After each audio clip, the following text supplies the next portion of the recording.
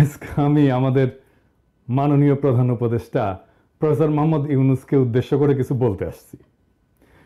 Sir, আপনি আমাদের পরম শ্রদ্ধাভাজন। স্বাধীনতা যুদ্ধের পরে দেশের সবচেয়ে কঠিন একটা সময়ে আপনি এই দেশের হাল ধরছেন, কোটি কোটি বীর জনতার ইচ্ছাকে সম্মান জানায়। আপনার সাফল্য এই দেশের আপামর জনগণের সাফল্য। আমাদের প্রিয় মাতৃভূমি বাংলাদেশকে একটা স্বাধীন, সার্বভৌম এবং গণতান্ত্রিক রাষ্ট্র হিসেবে পুনঃপ্রতিষ্ঠিত করতে হলে আপনার সফল হওয়া ছাড়া আমাদের সামনে কিন্তু আর কোনো বিকল্প নাই স্যার। আমাদের পবিত্র অঙ্গীকার হচ্ছে আপনার সাফল্যে সর্বতোভাবে সহায়তা করা। আমি সম্প্রতি বলছি যে দেশে এখন যেহেতু কোনো বিরোধী দল নাই, সেহেতু আমরাই একটা গঠনমূলক বিরোধী দলের ভূমিকা পালন করার চেষ্টা করব, অনেকটা শ্যাডো ক্যাবিনেটের মতো। আমরা আপনার সরকারের ভালো কাজগুলির প্রশংসা যেমন করব, তেমনি ভুল ভ্রান্তিগুলো অকপটে তুলে ধরব। আশা করি আমাদের এই সমালোচনাকে ভুল না বুঝে ইতিবাচকভাবে নেবেন।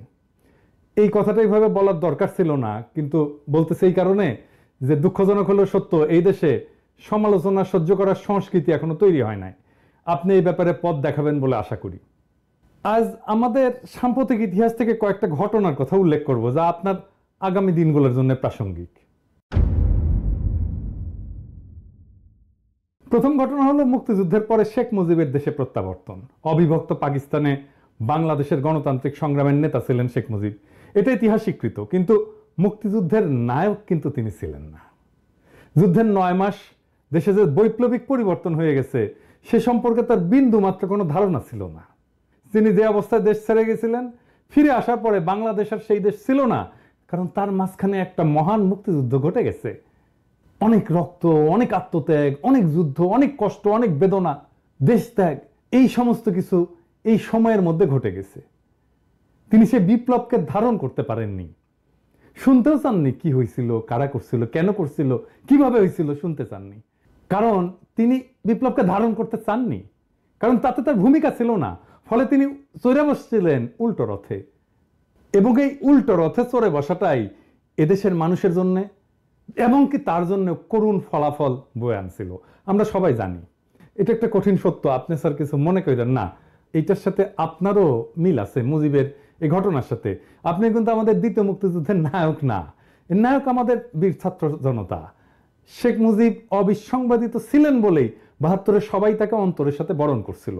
আপনি সর্বজন গ্রাহ্য বলেই দেশবাসী এবার আপনাকে চাইছে। আমরা আশা করব আপনি মুজিবের মতো ভুল করবেন না। আপনিও যখন বিপ্লব ঘটে আপনি দেশে নাই, আপনি প্যারিসে। আপনি আসছেন বিপ্লব বিজয়ের পরে। তাইলে আপনাকে এখন কি করতে হবে?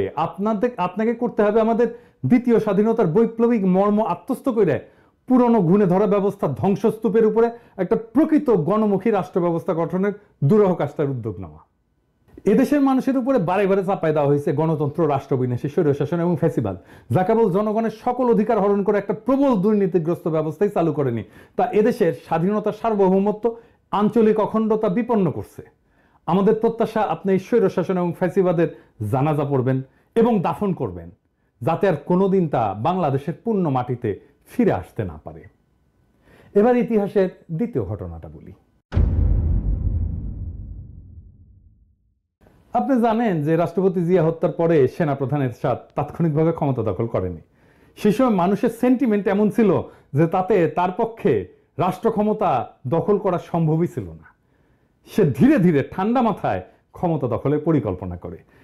ঘটনাটা হইতেছে যে পরিকল্পনাটা কিন্তু সে করে না স্যার, করছিল এরশাদ ছিল ভারতের 1 নাম্বার পুতুল। সে কি করছে? সে নতুন রাষ্ট্রপতি নির্বাচন করতে দিছে, যে নির্বাচনে বিজয়ী হয়েছিলেন ভাইস প্রেসিডেন্ট বিচারপতি আব্দুস সাত্তার। প্রেসিডেন্ট সাত্তার আসনে বসার পর থেকে তার শয়তানি শুরু হয়, এরশাদের খেলা শুরু হয়। প্রথমে সে দাবি করে দেশ শাসনে সেনাবাহিনীকে অংশ দিতে হবে। সে প্রস্তাব করে দেশ পরিচালনার জন্য একটা জাতীয় নিরাপত্তা কাউন্সিল গঠন, যার প্রকৃত নেতৃত্ব থাকবে তার হাতে। সে প্রেসিডেন্ট সাত্তারের মন্ত্রীদের কাউকে কাউকে হাত কইরা নেয়, সরকারের ভেতরে বিভাজনের চেষ্টা করে এবং সফল হয়। কাকে হাত করছিল সে? হাত করছিল স্বরাষ্ট্রমন্ত্রী ডাক্তার আব্দুল মতিনকে, এবং পরে কিন্তু মতিন এরশাদের দলে যে জয়েন করে। প্রেসিডেন্ট সাত্তারের সাথে বিশ্বাসঘাতকতা কইরা এরশাদের সাথে হাত মিলায়া এক মন্ত্রী বাড়ি থেকে গাল কাটা কামাল নামে এক দুর্বৃত্তকে গ্রেপ্তারের নাটক সাজায়। এটা কিন্তু একটা নাটক ছিল। গাল কাটা কামাল কার শিষ্য ছিল সেটাও আমি জানি, যাই হোক সে গল্পে আর না যাই। এই নাটকটা এরশাদের সামরিক কুয়ের পথ প্রশস্ত করে এবং এইটা পোস্ট করছিল ডিজিএফআই, সাজাইছিল। এরশাদ ক্ষমতা নেওয়ার আগে বিদেশি দূতদের মধ্যে একমাত্র ভারতীয় রাষ্ট্রদূতের সাথে সাক্ষাৎ করছিল, একমাত্র। এরশাদ এরপর যে সংসদ নির্বাচন করে তাতে হাসিনার নেতৃত্বে আওয়ামী লীগ হয় বিরোধী দল। এভাবেই ঘুর পথে ভারতের সাহায্যে আওয়ামী লীগ বাংলাদেশের রাজনীতিতে পুনর্বাসিত হয়।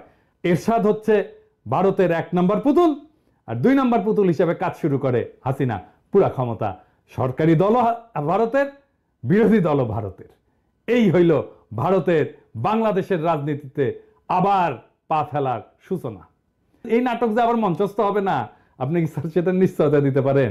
যে প্রেসিডেন্ট সুপ্পু আপনাকে শপথ দিছে যে পদে বহাল থাকলে সে তো আপনার নিয়োগও বাতিল করতে পারে না? তাকে পদে বহাল রাখা মানে হইল আওয়ামী লীগের প্রত্যাবর্তনের মহাসড়কটা খুলে রাখা। সুপ্পুকে বিদায় না দেওয়া পর্যন্ত আপনি নিরাপদ না। আপনারা এই বুদ্ধি কেউ দেয় না। আপনারা সবাই বলে সংবিধান মেনে চলতে হবে, সংবিধানওয়ালাদেরকে ধরিচ্ছি, দাঁড়ান স্যার, ধরিচ্ছি স্যার, একটু সময় দিছি কিন্তু ধর্ম স্যার, কারা কারাই সংবিধানওয়ালা সেটা ধর্ম। এটা ছাড়াও আমি প্রবল শঙ্কার সাথে লক্ষ্য করতেছি যে 190 এরশাদের কালো ছায়া আপনার এবং আপনার সরকারের উপরে দীর্ঘ থেকে দীর্ঘতর হচ্ছে। আপনার উপরে চাপাই দেওয়া হয়েছে বেশ কয়েকজন উপদেষ্টা যাদের সাথে বিপ্লবের কোনো সম্পর্ক নাই, ন্যূনতম কোনো সম্পর্ক নাই। আমরা বুঝতে অক্ষম 1-11 3জন কুশীলব জায়গা পাইছিল প্রথমেই আপনার উপদেষ্টা পরিষদে, আবার আরো 2 জনকে নিলেন, আলী ইমাম মজুমদার আর জাহাঙ্গীর আলম, 2 জনই তো 111-এর লোক। আর ফয়জুল কবির ও তো আবার প্রথম আলো, আর প্রথম আলো তো আবার 111। সব প্রথম আলো 111 মিলে আপনার ক্যাবিনেট হয়েছে। মানে আপনার ক্যাবিনেটে সিঙ্গেল মেজরিটি গ্রুপ হচ্ছে 111। শুনতে পাচ্ছি যে বিপ্লবের সহযোগী কোনো কোনো প্রখ্যাত ব্যক্তিকে আপনার সাথে সাক্ষাতের সুযোগও দেওয়া হচ্ছে না। আমরা কিন্তু জানি স্যার যে কারা এসব করতেছে এবং কেন করতেছে। আরেকটা জিনিস দেখাই স্যার, আপনার উপদেষ্টা হাসান আরিফের পোলা হাসনাত আব্দুল্লাহর ছেলেকে নিজে গার্ড দিয়ে নিয়ে গেছে তার বাড়িতে, পোড়া বাড়িতে দেখাইতে। মালপাত্তি ভালোই নিচ্ছে মাশাআল্লাহ, বুড়াগুলার আয় ইনকাম ছিল না, এখন আওয়ামী লীগ পাহারা দিয়া কিছু কামাবে তার পোলা। আমি বাগড়া দাওয়ারকে আপনার উপদেষ্টারা বলে আমি নাকি উগ্র, হটকারী, আনম্যানেজেবল। কি স্যার বলে না? হ্যাঁ বলে তো। তো আপনার শান্ত শিষ্ট, লেজ বিশিষ্ট, লেজের আগে অবশিষ্ট সুশীল উপদেষ্টাগুলোর কাজ কাম দেখেন স্যার, দেখিচ্ছেন তো। বদনাম করলে ওদের হবে না, বদনাম হবে স্যার আপনার। আপনার একটা গল্প বলি স্যার, গানের গল্প তো মানে আপনার পছন্দ হবে। ওই গাই গরুর বাছুর মারা গেলে গরু কলে দুধ দেয় না স্যার, খালি লাথি দেয়। ওই গাই গরুর দুধ শুকা যায়। তো তখন গোয়ালা করে কি আপনি জানেন এটা স্যার, অনেকে হয়তো জানে না, আমার ক্ষুদ্র ভ্রাতা ভগিনী জানে না। তো গোয়ালা বাছুরের চামড়া ছাড়ায় ওর মধ্যে খড়ার ভুসি ঢুকায় ঠেসে ঠেসে। বোকা গরু মনে করে যে তার বাছুর বাইসা আছে, তখন সে লাথি দেয় না, দুধ দেয়। হাঙ্গেরের শত শহীদের রক্তে কেনা বিপ্লবের বাছুর কি মরে গেছে স্যার? হ্যাঁ, তাই ভিতরে ঠাইসা ঠাইসা 111 ঢুকাইতেছেন আপনি, একটার পর একটা ঢুকাইতেছেন। আপনারা মানা করিচ্ছি তারপরেও ঢুকাইতেছেন। আপনারা স্যার 2 জনের নাম দিছিলাম স্যার, আপনি জানেন যে এনাদেরকে উপদেষ্টা করেন, করলে ভালো হবে, বিপ্লবের ভালো হবে, দেশের ভালো হবে। আপনি তো কথাটা রাখলেন না স্যার। যাই হোক, আমি কলে সবার আমল নামা এক এক করে কয়ে দিতে পারি যাদেরকে উপদেষ্টা বানাইছেন। কমু কিন্তু আজকে কইলাম না, কিন্তু পরে কমু। ইন্ডিয়া গলে ভালো করে জানে যে 1981 সালের মতো এইবারও আওয়ামী লীগকে সোজা পথে ক্ষমতায় আনা সম্ভব না। তাই তাদের কাছে বাংলাদেশকে পদতলে রাখার একমাত্র উপায় হচ্ছে এরশাদের মতো ঘুর পথে ক্ষমতায় আসা। এটাই তারা করিচ্ছে। এই জন্যই আপনার ক্যাবিনেটে সব 111-এর লোকজন ঘুর পথে। এই মুহূর্তে এই ধরনের একটা সম্ভাবনার বিরুদ্ধে ব্যবস্থা না নিলে আপনার সরকার অচিরেই বড় ধরনের বিপদে পড়বে। ঢাকায় নিযুক্ত আমেরিকান প্রাক্তন উপরাষ্ট্রদূত বাংলাদেশ প্রেমিক কিন্তু জন ড্যানিলোভিচ, আপনি চেনেন ভালো করে, এমনি এমনি বলেনি যে আর্মির উপর কর্তৃত্ব স্থাপন এই মুহূর্তে আপনার সবচেয়ে বড় প্রয়োজনীয় কাজ। এই কাজটা করেন। ইতিহাসের 3য় ঘটনাটা বলি স্যার। হ্যাঁ, 1996 নির্বাচনের সময় বাংলাদেশের রাষ্ট্রপতি ছিলেন আব্দুর রহমান বিশ্বাস। উনি ছিলেন বিএনপির দ্বারা নির্বাচিত এবং একটা মহল থেকে তাকে সরায় দেওয়ার গুঞ্জন ওঠে। সেই সময় সেনা প্রধান ছিলেন জেনারেল নাসিম। নাসিম সেনা অভ্যুত্থান করার চেষ্টা করে একটা সময়। প্রেসিডেন্ট বিশ্বাস তাৎক্ষণিকভাবে তাকে পদচ্যুত করেন। খুব ছোটখাটো মানুষ ছিলেন কিন্তু প্রেসিডেন্ট বিশ্বাস, বড় সড়ো না, লম্বা চড়ো না, আমার মতো ছোটখাটো মানুষ, কিন্তু সাহসী ছিলেন। এই সাহসী কাজের জন্য প্রেসিডেন্ট বিশ্বাসের কিছু হয়েছিল? কিছু হয় নাই। কেউ তার কেশাগ্র স্পর্শ করতে সাহস করে নাই। আপনাকে এই ঘটনা স্মরণ করে দেওয়া প্রয়োজন মনে করতেছি, আপনি বুঝেন আমি কেন এটা বললাম আর কি। সবশেষে ইতিহাস থেকে চতুর্থ ঘটনাটা বলি। এটা স্যার কলে আপনাকে নিয়ে, স্যার আপনি প্লিজ আমাদের ভুল বুঝবেন না, আমি জানি। আপনি স্যার ১/১১ পরে নাগরিক শক্তি নামে একটা রাজনৈতিক দল গঠন করছিলেন। অনেকে আসছিলেন কিন্তু আপনার পাশে, এইভাবে যে একদিন পরে দেশে একটা সুস্থ ধারার রাজনীতি শুরু হইতে যাচ্ছে। আপনার অনেক সাকসেস দুনিয়াতে, কিন্তু আপনার একটা ফেলিয়ার ছিল স্যার, আপনার নাগরিক শক্তি আপনার রাজনীতি করতে পারেন নাই। আপনি কিছুদিন পর দলটা বিলুপ্ত করে দিলেন এবং বললেন যে রাজনীতি আপনার কাজ না, আপনি রাজনীতি থেকে সরে গেলেন, কুইট করলেন। আপনি একটা কাজেই ব্যর্থ হয়েছিলেন, রাজনীতি, রাষ্ট্র পরিচালনার রাজনীতি। কিন্তু স্যার সবচেয়ে বড় রাজনীতি রাষ্ট্র পরিচালনা। ইতিমধ্যে কেউ কেউ আমার কাছে সন্দেহ প্রকাশ করছেন যে অবস্থা প্রতিকূল হইলে আপনি আবারও কুইট করে চলে যাবেন। আমি যদিও এসব বিশ্বাস করি না, তবুও আপনাকে মনে করাই দিচ্ছি যে আপনার চলে যাওয়ার কোনো রাস্তা কিন্তু খোলা নাই স্যার। আপনার দুনিয়াতে পাওয়ার কিছু নাই, এটা সত্য। দুনিয়াতে আপনি যে অসীম সম্মান পাইছেন, আপনি দুনিয়ার বুদ্ধিবৃত্তিক দিকে যেই জায়গায় আছেন, অবস্থান করতেছেন, সেইটার তুলনা বাংলার পৃথিবীতে আর কেউ নাই। কিন্তু এই বিপ্লব যদি ফেল করে স্যার, আপনার কোনো অর্জন কেউ মনে রাখবে না স্যার, আপনার ব্যর্থতা শুধু মনে রাখবে। দুনিয়া সম্পর্কে আপনি আমার চাইতে অনেক বেশি জানেন, মানব চরিত্র সম্পর্কে অনেক বেশি জানেন। আপনি মুরব্বী শুধু না, আপনি আমার গুরুজন। আপনাকে জ্ঞান দেওয়া আমার মানায় না, কিন্তু আমি আপনারে জ্ঞান দিতেছি না স্যার, আপনারে নির্মম রাজনৈতিক বাস্তবতা কইতেছি। আপনার পরম শুভাকাঙ্ক্ষীর মধ্যে পিনাকে এই রাজনীতির পঙ্কিল জটিল পথে দীর্ঘদিন হাঁটছে। আমার কথাগুলো চিন্তা করেন। আপনি যদি ব্যর্থ হন, আপনার কোনো সাফল্য দুনিয়া মনে রাখবে না স্যার, আপনার এই ব্যর্থতার কথা মনে রাখবে। খুবই নির্মম এইটা। আপনি নিশ্চয়ই উপলব্ধি করেন যে আপনার সরকার বিফল হলে এই যে আন্দোলনকারী লক্ষ কোটি ছাত্র জনতার কি হবে, এটা জানেন তো স্যার? হয় তারা মারা যাবে, নয়তো আয়না ঘরের মতো বন্দিশালায় ধুকে ধুকে বাকি জীবন কাটাবে।